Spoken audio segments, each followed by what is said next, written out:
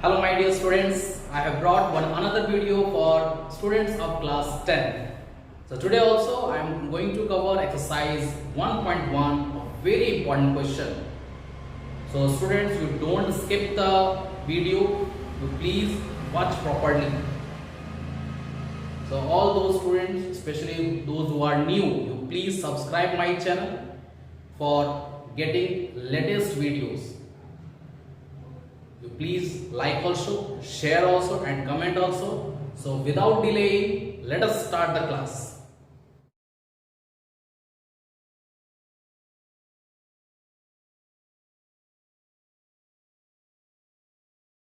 So हमारा question है, show that any positive odd integer is of the form 6q plus 1 or 6q plus 3 or 6q plus 5 where q is some integer.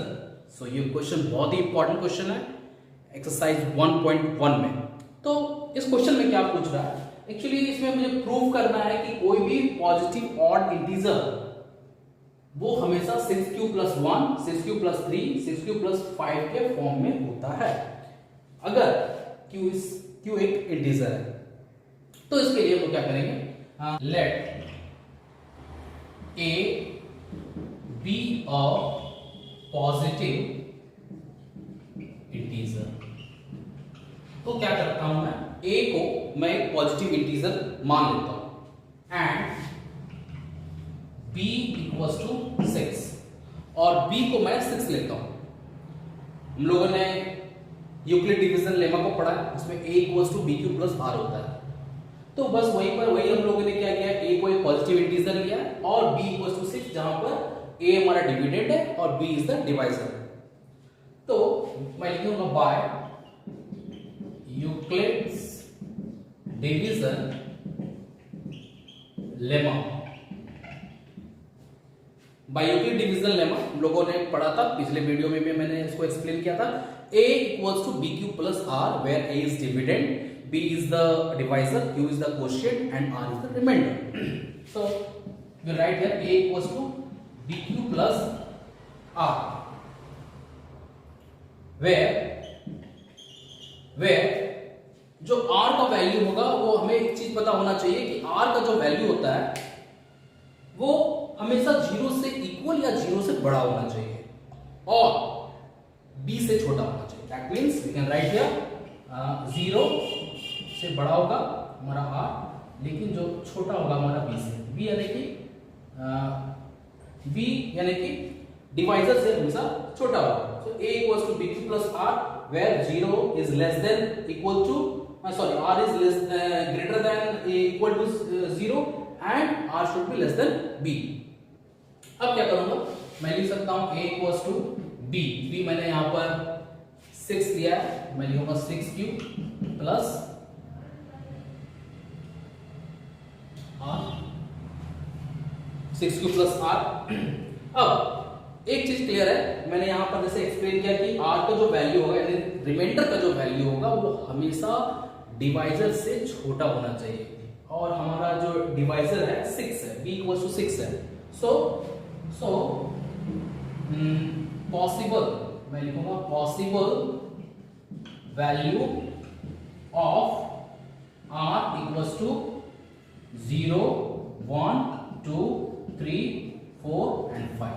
यानी कि r का value या तो 0 होगा, 1, 2 या 3 या 4 या 5 तक हो सकता है.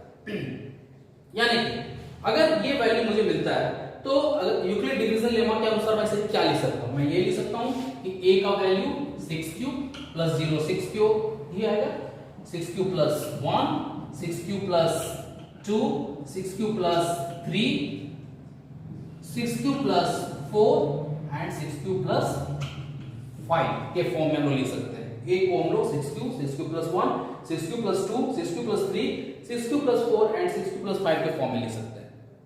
अब इसके बाद हम लोग क्या करेंगे, for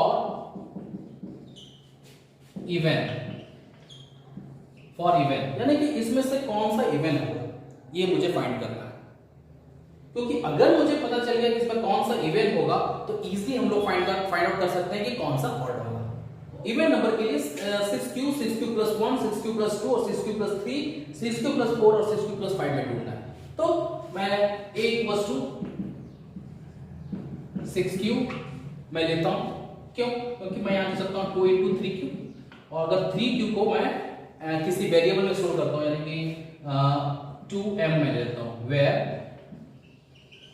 m equals to 3q। तो मैंने क्या किया यहाँ पर a इक्वल्स टू 6q को मैंने लिया, इसको मैं लिख सकता हूँ 2 into 3q। सो और 3q को मैंने m में स्टोर यानी m equals to 3q। That means I have written here 2m, यानी इसमें क्लियर हो रहा है कि 2 is the factor of 6q। तो नेक्स्ट मैं देख रहा हूँ a equals to 6q plus 2। यहां मुझे क्या मिल रहा है, यहां पर भी मैं ऐसे कर सकता हूं, मैं यहां अगर कॉमन ले लूं तो 2 3q प्लस 1 मुझे यहां पर भी मिल गया, यानी कि इस 6q प्लस 2 में भी 2 हमारा फैक्टर है। सो 2 मैं n ले लेता हूं इस बार, 2n where n equals to 3q plus 1। And एक और मैं लेता हूं 6q प्लस 2 के बाद मैं 6q प्लस 4 को चेक कर ले लेता हूं, a equals to 6q plus 4, यानी कि यहां भी कॉमन है, ठीक है। सिर्फ मैं यहां ऑब्जर्व कर रहा था कि यहां 2 हमारा कॉमन नहीं है। इवन के लिए हमेशा पता होना चाहिए कि इस नंबर में 2 हमारा फैक्टर होना चाहिए। यहां हमारा फैक्टर नहीं था 2, इसलिए मैंने इसमें ले लिया। इसमें भी मैंने वही किया है कि मैंने इसमें 6q प्लस 1 को ले लिया, मुझे इवन फाइंड करना है तो मैंने ऐसे किया। अब मैं जरा चेक करता हूँ यहाँ पर 2 मैं यहाँ कॉमन लूंगा तो 3q प्लस 2, यहाँ पर भी मैं लिख सकता हूँ 3q प्लस 2 को मैं किसी वेरिएबल में स्टोर करूंगा, यानी कि मैं ले लेता हूँ l 2l, यानी कि l equals to 3q plus 1, यानी कि इसमें भी 6q प्लस 4 में भी 2 हमारा फैक्टर है। बहुत ही क्लियर है कि 6q प्लस 2 6q प्लस 4 अगर हमारा इवन है तो जो बच जाता है, यानी कि 6q प्लस 1 6q प्लस 3 और 6q plus 5 they will be odd, क्योंकि जो नंबर है या तो इवन होंगे या तो ऑड होंगे। तो it is not required to prove 6q plus 1 6q plus 3 and 6q plus 5। Already मैंने यहाँ प्रूव किया कि इवन हमारा 6q है, 6q प्लस 2 है और 6q प्लस 4 है। तो मैं लिख दूंगा सो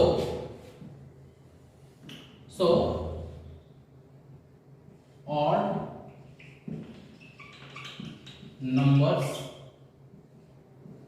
numbers will be 6q plus 1 6q plus 3 and 6q plus 5, यानी कि एट लास्ट मैं लिख सकता हूं कि a will be in the form of 6q plus 1 6q plus 3 6q plus 4 or 6q plus 5 if they are odd।